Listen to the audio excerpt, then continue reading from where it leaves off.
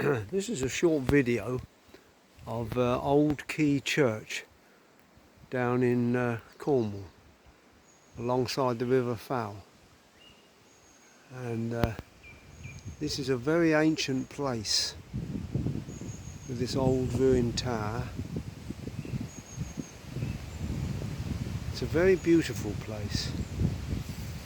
Not being religious, it does not speak to me of religion, this place.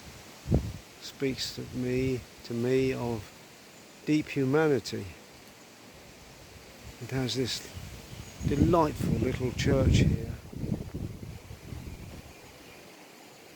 And I know a great deal about this place since we first came here early in the 70s.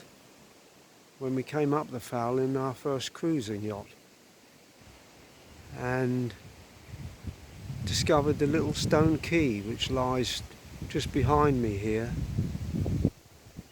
and we tied up at the quay, and there was a footpath that led to this place.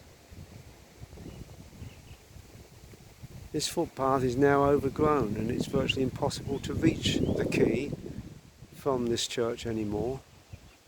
It's been overgrown for so long, the footpath, that now people here don't remember it even. And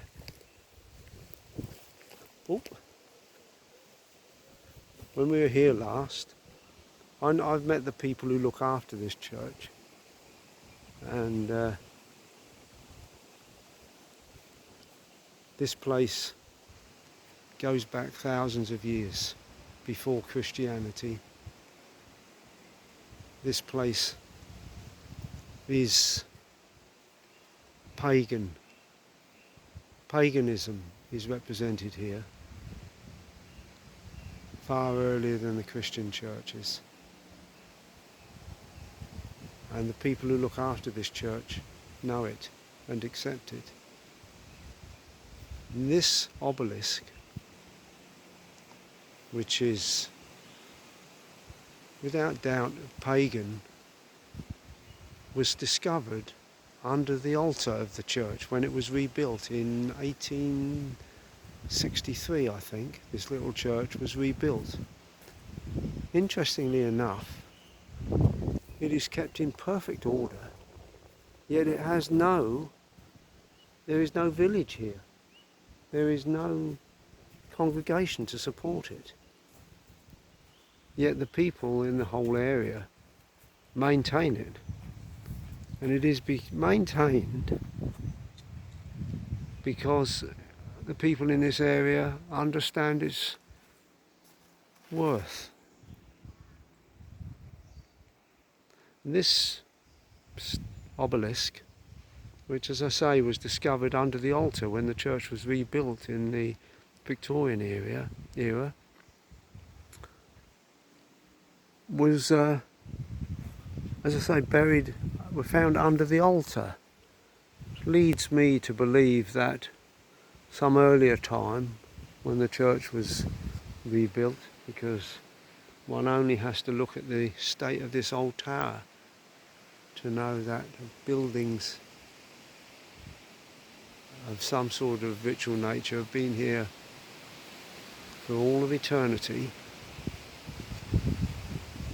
And it leads me to believe that when the church was rebuilt, whenever, 14th century, 15th century, that the Christian leaders of the time did not like this pagan symbol and wished it disposed of.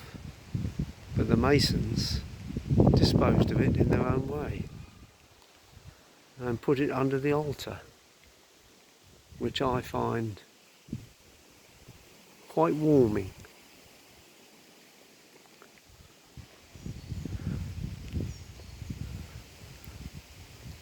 No matter how powerful the powers of be think they are always subverted by humanity.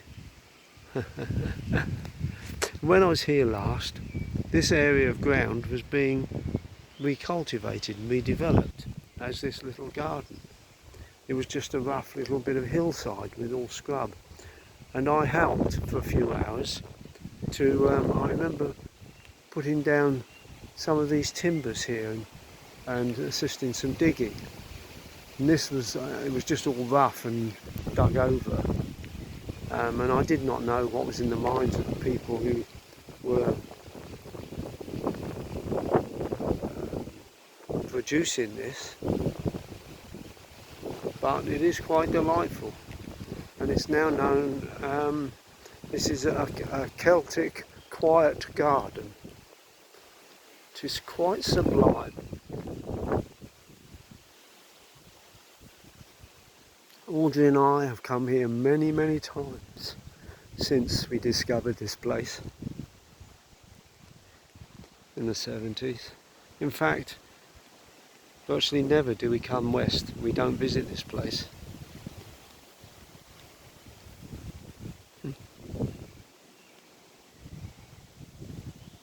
It is quite magical.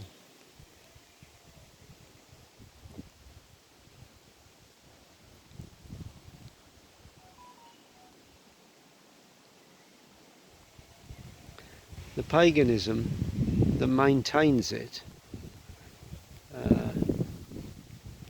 is deeply present in this part of the world. When I was here last, I had long conversations with one or two of the people who maintain this church, and there's always a little group of people, generation after generation, that look after these places. And they, although they were nominally Christians, there was no doubt they accepted the pagan roots that first built this place, and to this day still sustain it.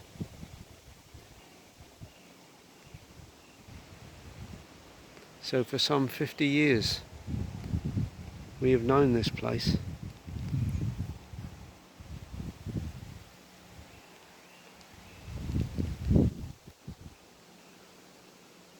And it still resonates in us now as it did when we first discovered it.